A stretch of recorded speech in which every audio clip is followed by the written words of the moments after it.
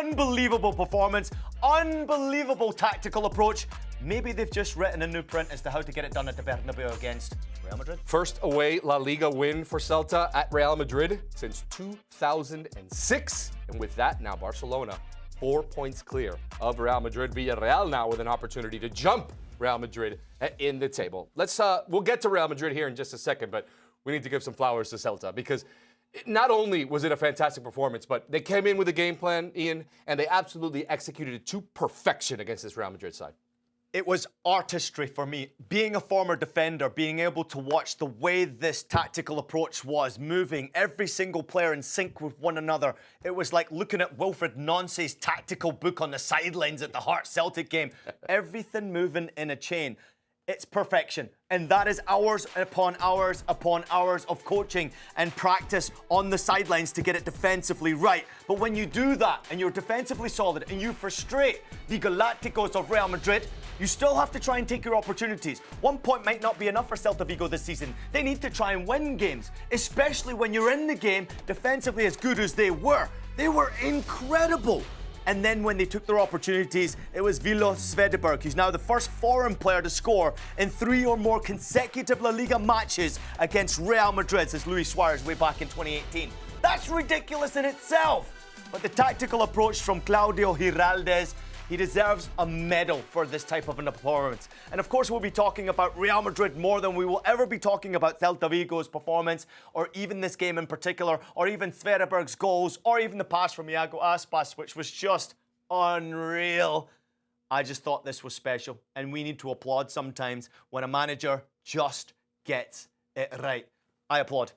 And you see the veteran leadership on this team when Aspas comes in with Marcos Alonso, who's still on this team, still playing football. These are players that have done it before, and they pushed this team across the line against the Real Madrid side. Let's be honest, they lost their head quite a bit in this match. Let's get into them. They are, in their last 7 matches in all competitions, 2 wins, 2 losses, 3 draws. The first time that they've been shut out at home since last season when Barcelona came in and beat them 4-0. What is missing on this Real Madrid team? We know every team in Europe basically is dealing with injuries. What is missing? Why can't they find consistency? I don't have the answer. I think a new manager on the sideline sometimes takes time to be able to develop their own plans, the game plan, the tactical approach, and also the chemistry within the group.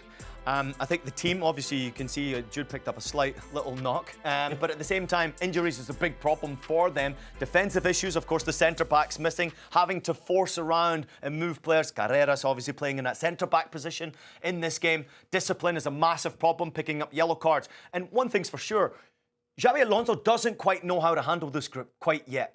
I thought for sure they would respect him and obviously he would respect them in a way where what Xabi says goes.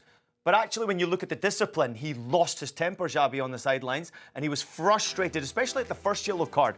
The second one is inexcusable. I mean, honestly, from Carreras, you just can't make mistakes like that. And I think the whole group is just lacking some sort of leadership.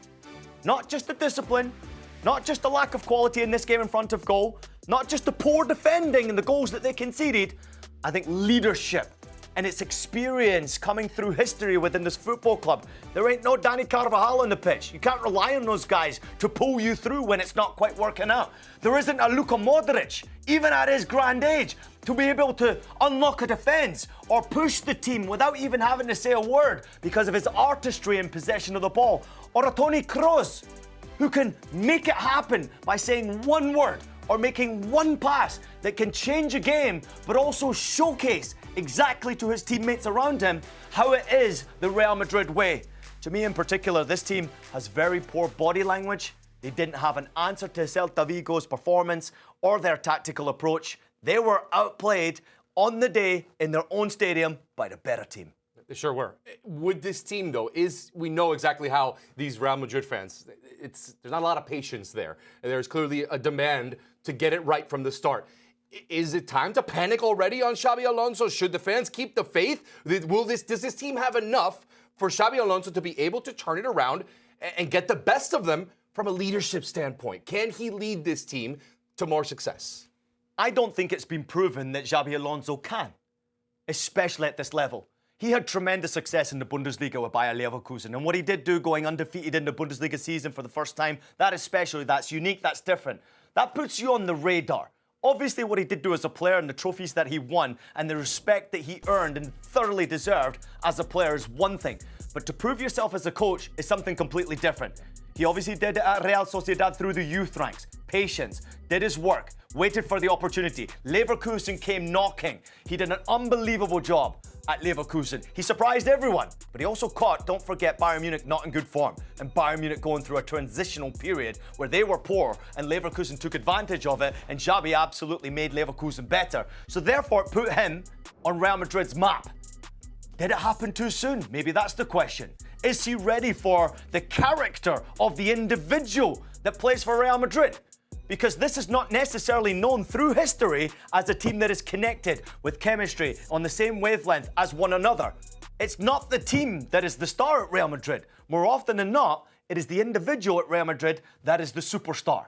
Handling that for any manager is difficult. For Xabi Alonso, to me, it looked like he had no answer to Real Madrid, their lack of discipline, and the battle that they were in out there on the pitch. The players looked lost, and Xabi didn't have the answers. And to me, that is a problem. I'm not throwing the white flag just yet because I believe in him. I believe in his excellence, and I think he's got a big future. But he's got to start getting it right for Real Madrid, and he needs to get his squad healthy to help him make it happen. Not an easy game coming up against City, though. No, definitely not. And you mentioned, having to rein them in, because I think that the disciplinary issues, when you're watching this side and you see them panic in a moment where they go down 1-0, they go down 2-0, and you have all of these red cards and all of these disciplinary issues, I'm sorry, but that reflects back at the manager. The manager does not have control of this team and lets this team get too emotional. And when they get behind the 8 ball, they all of a sudden find themselves yelling at the referee, getting cards for dissent. Mind you, this is a side, Ian, that already has so many injuries to the back line and now just added 2 more defenders because of red cards in this match before going on and moving on to their season when they already are on a string of terrible results. I think that does go back on Xabi Alonso, and he deserves a little bit of criticism for that, for not being able to rein his team in and get them past the emotion and going to play their game, not worrying about the referee. Go and play the game. I think that's got to be, that he deserves criticism for that. I can only take it to a personal level, what you just said, and put myself back out there on the pitch, going through difficult times, bottom of the table in Germany, trying to figure out how to get promotion into the Bundesliga, understanding, everybody's not quite on their game, trying to figure out exactly what's wrong. How many times did I go into that game when I picked up a red card? Am I thinking about my manager or what he said to me previously? It's not necessarily just Xabi Alonso. I think it's lack of discipline from within the group of players themselves. They have to take responsibility. It cannot just be Xabi Alonso's fault. Let's fire him and bring someone else in, because what will happen is the same thing that happened to Ancelotti before he left. Xabi Alonso's coming in and we're all saying Xabi's going to correct everything. They've got the respect because he was a wonderful player.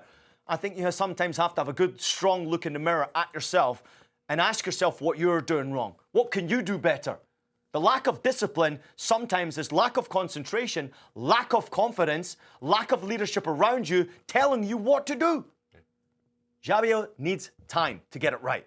Real Madrid need their best players healthy to get it right. Kylian can't do it on himself. Rodrigo hasn't scored for 32 games. To me, in my personal opinion, players are not performing well individually. And when individually, 1 player, 2, 3 players go missing, Real Madrid don't win, as proven recently. They need the team to be a little bit more collective. They need the team to buy into one another, to make sure that the future does look rosy. And when I look at Xabi Alonso on the sidelines, I believe in him, but I'm starting to get the feeling that maybe, just maybe, the Real Madrid fans are starting to lose faith.